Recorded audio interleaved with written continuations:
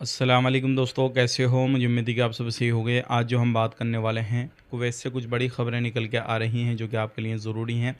गिरफ्तारी, चेकिंग और शराब का मामला एक और सामने आया है। चैनल को आप पहली बार देख रहे हैं, सब्सक्राइब करें, जितना हो सके वीडियो को शेयर कर दें।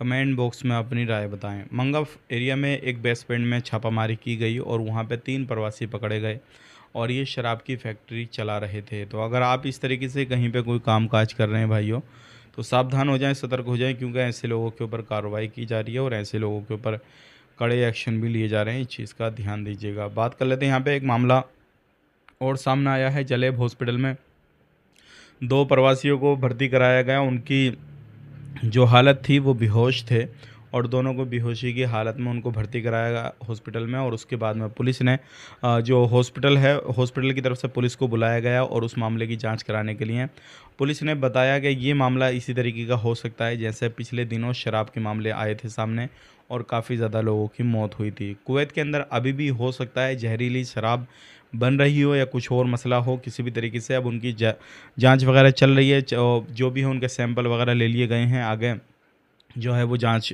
होएगी और उसके बाद में खुलासा होएगा।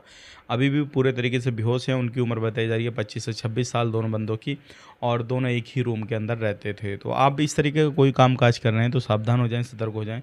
बहुत सारे लोग इस तरीके का काम-काज कर रहे हैं और पुलिस इस तरीके की तहकीकात कर रही है कि ये मामला इस तरीके से जो लोग हैं पहले से जो शराब का काम-धंधा करते थे, ज़हरीली शराब का, क्या अभी भी ज़हरीली शराब का काम-धंधा कर रहे हैं या नहीं कर रहे हैं। और ये अभी खुलासा नहीं किया गया है कि इंडिया के बंदे हैं या फिर अदर कंट्री के हैं। जैसे ही कुछ खुलासा होता है तो हम आप तक शेयर कर देंगे। आज के लिए इतना ही। चैनल को सब्सक्राइब करें। आप अपना ख्याल रखें, अपनी फैमिली को ख्याल रखें। Take care, bye bye.